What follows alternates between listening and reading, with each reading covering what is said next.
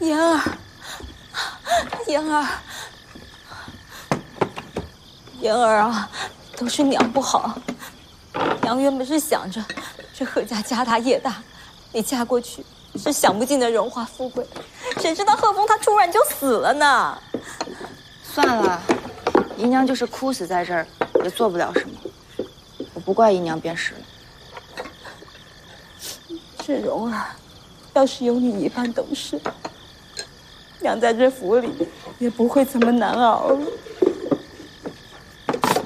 娘知道，你一直怪我偏心，可我今日才知道，儿子未必比女儿强。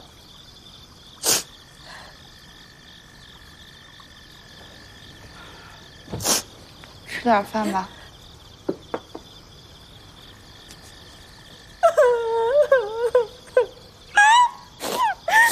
这难得你这么懂事，怎么命就这么苦呢？姨娘也不必太过担心了，就算殉葬守寡也得人愿意，我不愿意，贺府还能充军来拿人不成？你还不知道吧？这老夫人房里已经在商议把你送回贺府了。我不信，千真万确，这许娘子刚刚亲口告诉我的。你是说，父亲、母亲、奶奶、叔叔、婶娘，都要眼睁睁地看着我去死？你父亲和太太自然是不愿意的，可他们也要为邱府着想呀。妍儿，要我看啊，你别等他们送，你自己先回去吧。你回去，好生哄着贺老将军。那我若是哄不好呢，我就得陪着那贺峰去死。你不是很有手段吗？想当年你刚进府的时候，把韩氏气的呀，那打板子要打你。后来你不也哄着他对你百般疼爱吗？哪个公婆你拿不下呀？你把他们气哄顺了，未必就舍得你陪葬了。啊，对了，等贺峰啊他出殡了，就从大房再过继一个儿子出来。有了儿子，你将来一定有出头之日啊！姨娘刚才那番话，是为了蓉儿说的吧？你刚才还说儿子未必比女儿强，结果在你心里，女儿就是可以用来被牺牲的。妍儿啊，妍儿啊，娘知道你难，可娘更难呀。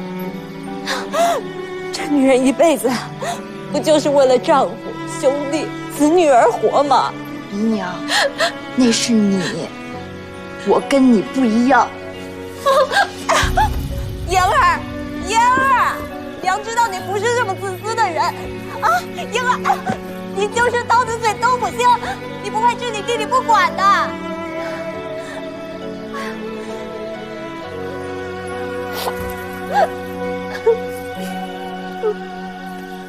都是一家子亲骨肉，二哥二嫂，我就替我们家老四给你们赔个不是了。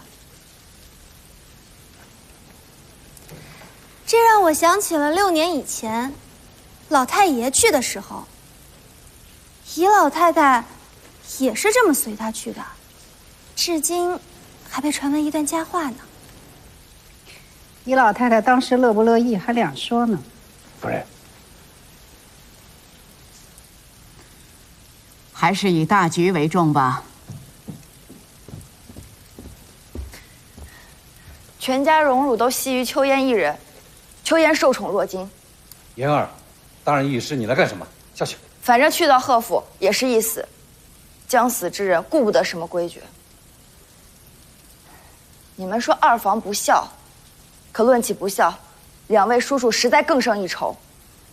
三叔，你身为国子监监生，一心只读圣贤书，可多年却未曾考取功名，也未曾赚过1文钱，吃穿用度你全依靠府里供应，更别提孝敬老太太1分1毫。请问三叔孝否？不，问你孝不孝？你说什么不啊？不像话！还有四叔你不仅游手好闲，还在老太爷扶丧期间，你逛窑子吃花酒，被御史检举，还要我爹去替你善后。请问四叔孝否？一派胡言！平日里我就劝爷，让你小心一点，爷就是不听。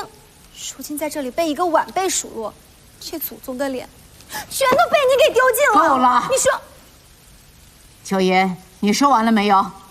这件事情不许再议了。明天一早送秋言回贺府。老太太，老太太不好了，老太太，怎么了？祠堂出事了。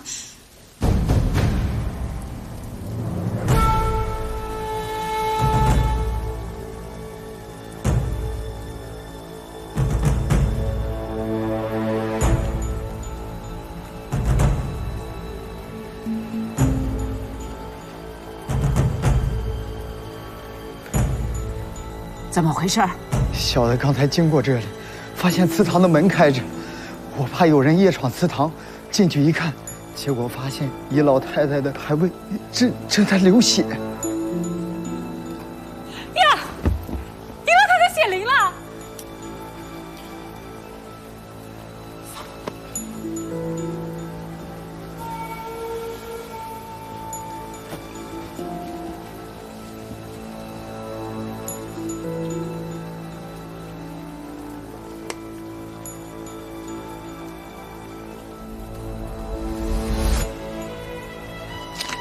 我看呀，不像是姨老太太显灵了，倒像是江湖上那些术士的阿扎技法。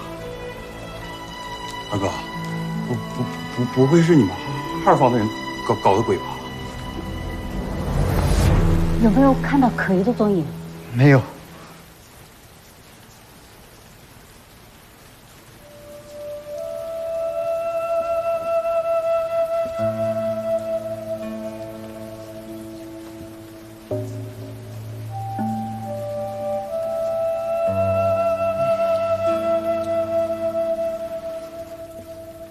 好了，你们先到外面候着吧。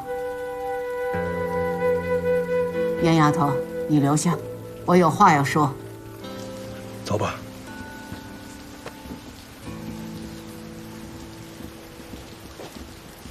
你也下去吧。是。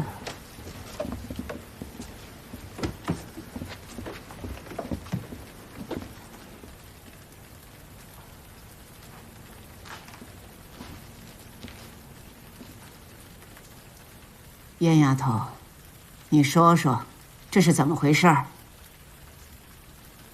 姨老太太一定是知道我即将殉葬，心疼我。她自己就是殉葬而死，她为何要心疼你呢？只怕姨老太太当时也心有不甘，故而对秋烟的遭遇感同身受。照你的意思，是有人逼她殉葬不成？我听说姨老太太天生晚睡，想必即使是遭遇不公，也不敢报复。我就不一样了，我若是死有不甘，我一定会变成厉鬼，让逼死我的人也不得安生。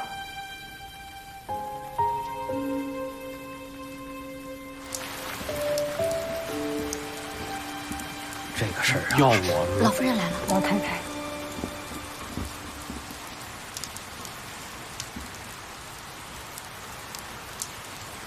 我仔细想过了，燕丫头毕竟是我们邱家的血脉，我们不能还给贺家，就这么稀里糊涂的丢了一个性命。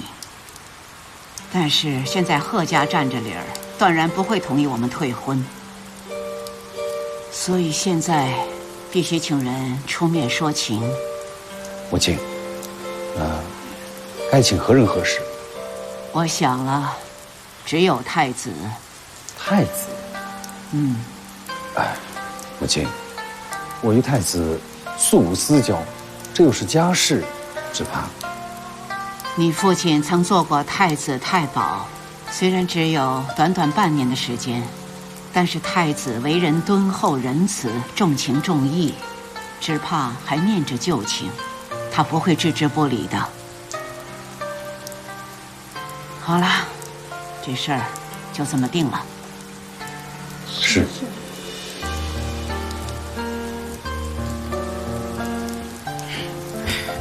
呀，母亲，太好了，太好了！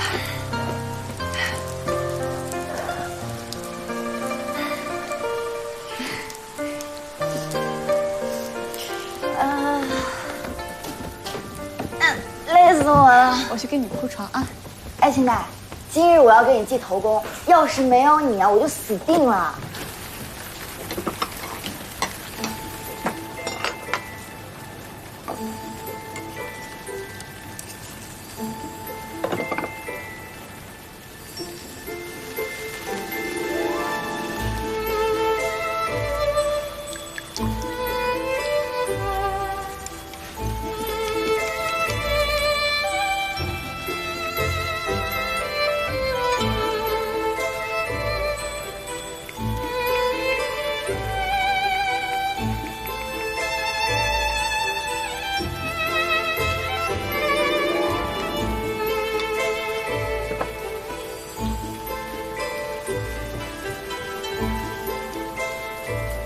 回头有机会给姨老太太的牌位重新描摹，用上好的徽墨。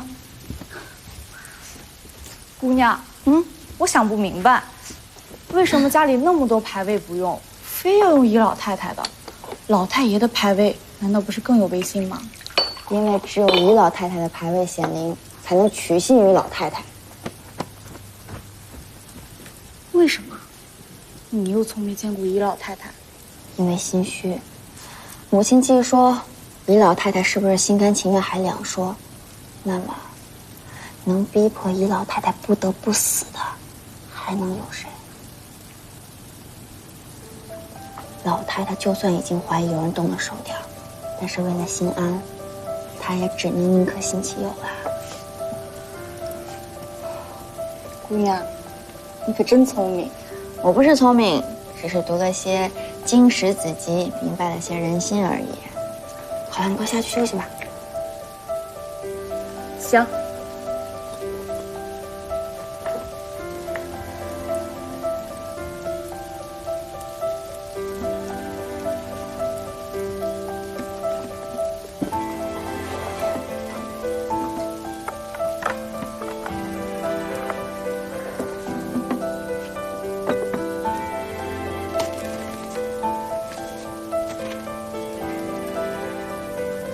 谢谢你当初要我读书识字，又救了我一回。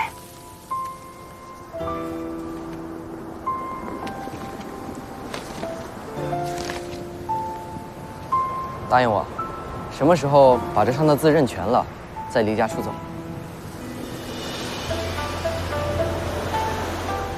你叫什么名字？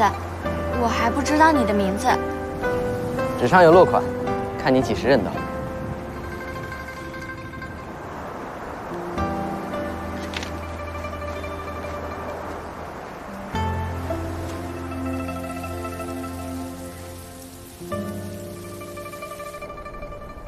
梁毅，我好歹也是朝廷的四品大员，你敢动用私刑，等我出去，一定在圣上面前狠狠地参你一本。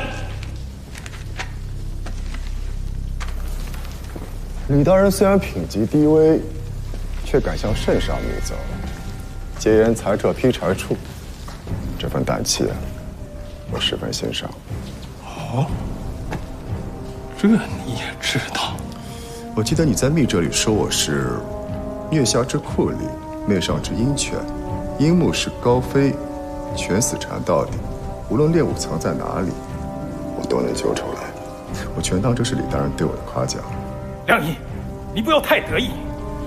执掌劈柴处这几年，四副罗织对领，残害忠良，连卢国公都栽在你手上，朝野上下早已天怒人怨。今天就算我死在你手里，也还会有后来人的。贪墨军饷3万两的人，也能算是忠良？还是你想说，这本账册也是我罗织的？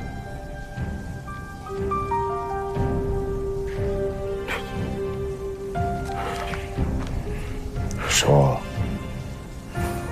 是谁指使你写这份密折的？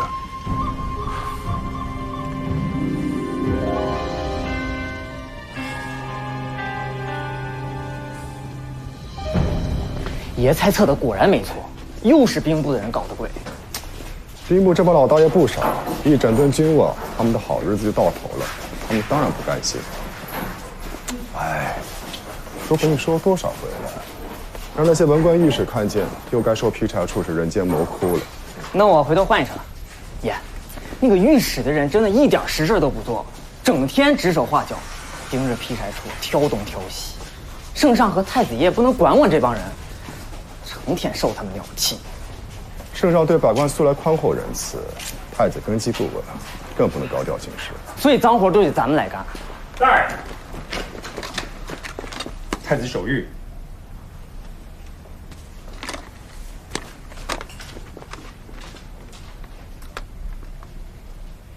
太子让爷去调停邱家跟贺家的矛盾，这又是一桩得罪人的苦差事啊！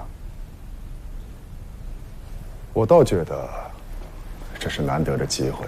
机会？那明摆着邱家是清流领袖，贺家是陪着圣上出生入死过的老将。爷一旦出面调停此事，不管是退婚还是殉葬，都会得罪另一家。我说你这榆木脑袋什么时候能开窍啊？如今我们想把劈柴处的势力渗透入军中，清查贪腐，少不了贺家的支持。我还正愁贺家次日公告不买我账呢，得罪邱家不过是被天下文人多骂几句。可是眼下，我们必须得到贺家的支持。那真是可惜了邱家的小娘子啊！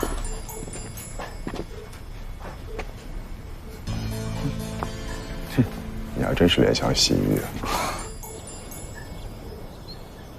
贺某是个粗人，不会讲话，但我知道一个道理，那就是一命还一命。永忠兄，斯人已逝，何苦来哉？梁大人，梁大人，你倒是说句话呀！太子既然晚辈调解此事，今日说不得，必须得罪其中一位了。邱大人，你家女儿可惜，贺家公子难道就该白白客死不成？梁大人果然明鉴。梁大人，梁大人，邱某此事不敢多辩，但求饶小女一命吧。她今年残疾逃离，说起来都是做父母的错。梁大人的话已经很明白，邱兄今日就把邱嫣送还贺府吧。何老伯，我的话还没有说完呢。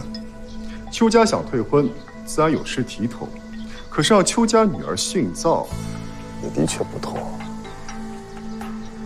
梁大人的意思是，凡事各退一步，方是中庸之道。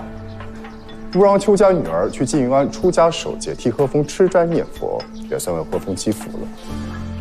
这也太便宜邱嫣了啊！女子为夫寻结，本是天经地义的事，就是闹到圣上面前，那我也是有理呀。贺老伯，常言道，穷寇莫追，得饶人处且饶人。你二位同朝为官，都是圣上的左膀右臂，这样闹起来，圣上忧心，晚辈有负太子殿下的重托。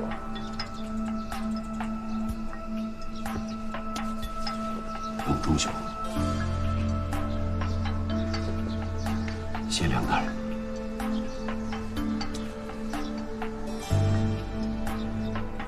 贺老伯，失礼了。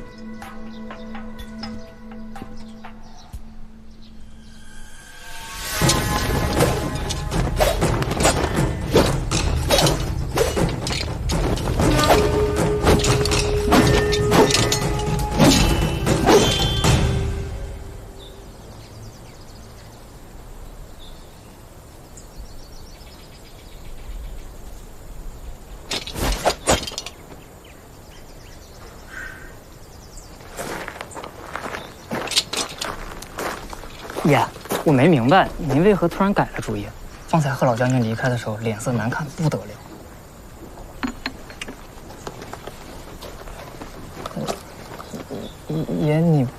爷这什么也不说，我这榆木脑袋也开不了窍啊。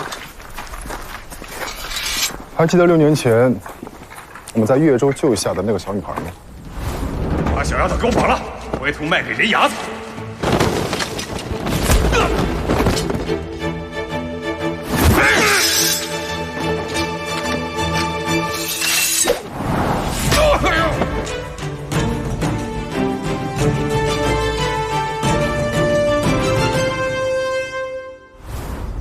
算起来，那个邱家女孩，应该和她差不多大。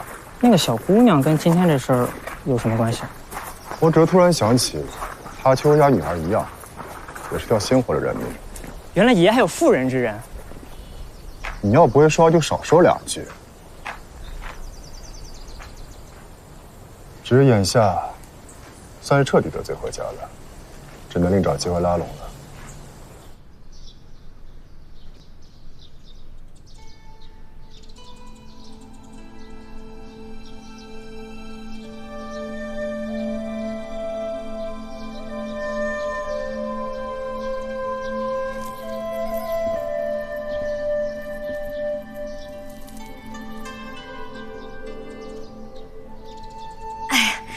这纪云安也好啊，这纪云安是专门接收为府守节女子的，这莹儿在里头也不寂寞啊。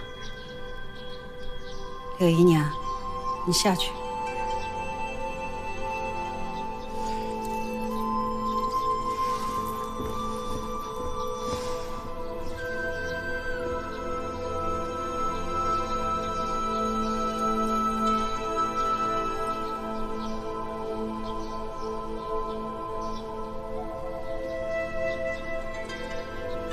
父亲，非去不可吗？莲儿，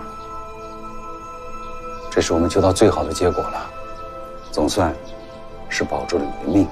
可在静云安的日子，跟死又有何区别？我若是喜欢贺峰，他死了，我情愿为他吃斋念佛，我念着他一辈子。可我都不认识他，我连话我都没跟他说过。父亲，我不甘心。二姐姐，旦夕祸福，此非人力可改。可我偏不信，我的命就这样的苦。妍儿，这是现任魏远侯劈柴出见教时亲自拟定的，岂能容得你甘不甘心？我和你的母亲，但凡能有一点办法，我们能不替你着想吗？我花了那么多心血，才求来这么个结果。你但凡还有点做子女的本分，你就不该再为难我和你的母亲了。父亲，我要入宫。入宫？对，我要入宫做宫女，考女官。我朝内廷设定6局24司衙门，您说过，那边专招能写会算、没有丈夫的女子入宫做女官。再过几日，就是贵妃娘娘的生辰。上个月，她便传谕受邀许多京官家眷，母亲便受邀其中。只要母亲愿意带我去，我便有办法让贵妃娘娘赏识于我。这实在与太异想天开了吧？妍儿说的没错，妍儿，你就是异想天开。这件事情我们当然也定人了，你不能在这儿再和我们讨价还价了。父亲，我当初听您的话，就算我与贺峰素不相识，就算我连他的高矮胖瘦都不知道，您定了他，我闷头便嫁。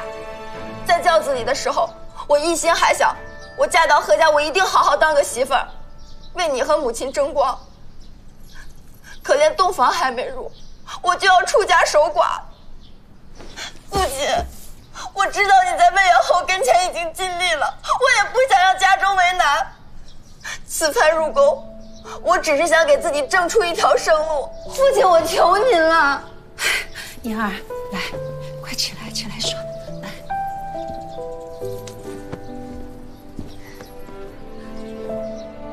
二爷，你就让妍儿去拼一把吧。父亲。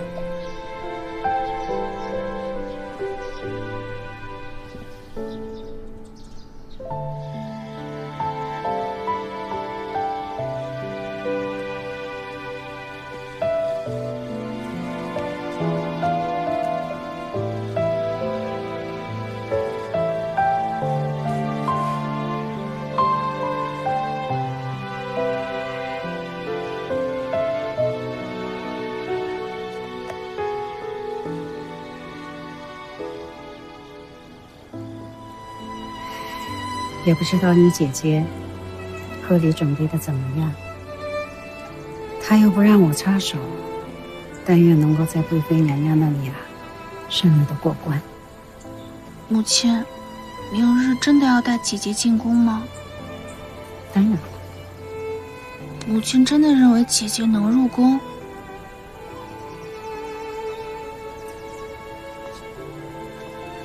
女子迅捷守寡，自古人人都是如此。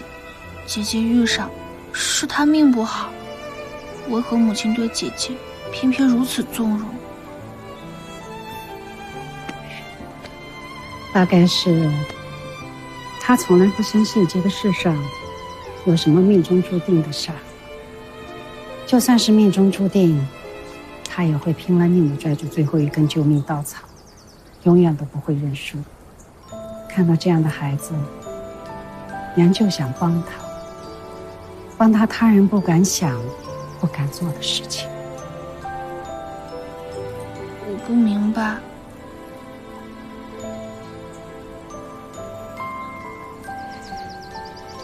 傻孩子，你不用明白，有些事情啊，娘希望你永远都不要明白。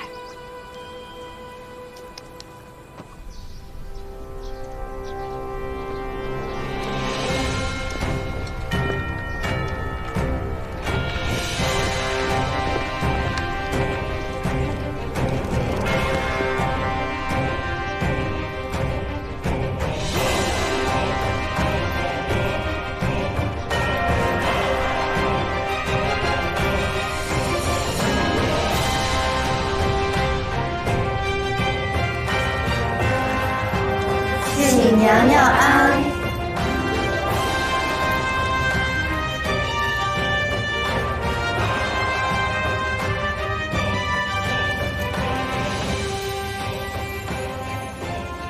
你们都坐下吧。谢娘娘。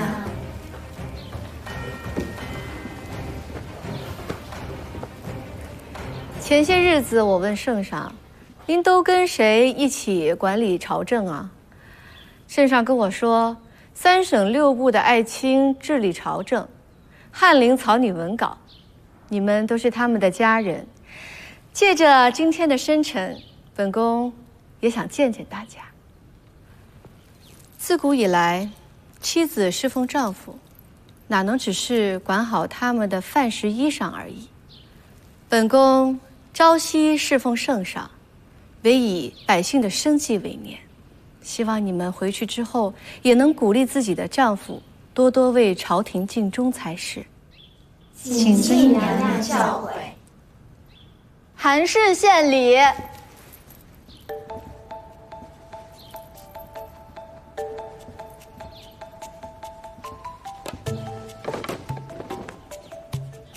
聂娘娘喜欢范宽的《雪景寒林图》，臣妇便将此图制成罗钿屏风，可摆于案几赏玩。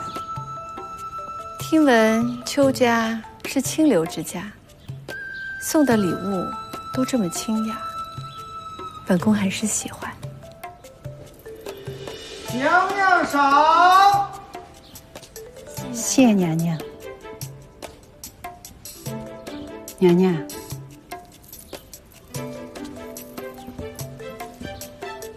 小女秋烟素来仰慕娘娘，听说我要带她来给娘娘恭贺千秋，连夜赶制了一份薄礼，聊表心意，望娘娘莫怪。那是什么呢？